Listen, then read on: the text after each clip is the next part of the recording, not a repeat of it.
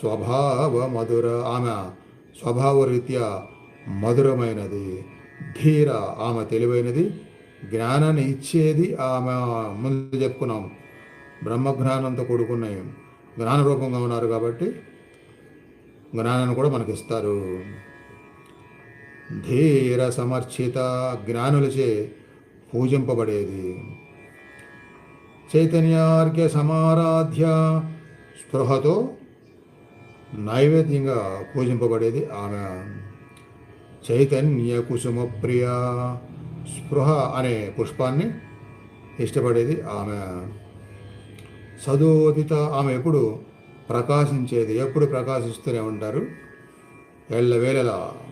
కానీ మనుషులు మాత్రం, ఏ మనిషి కూడా ఎల్లవేళలా ప్రకాశించలేరు. అంటే ఒక ఆనందము, ఒక తేజస్సు మొహంలో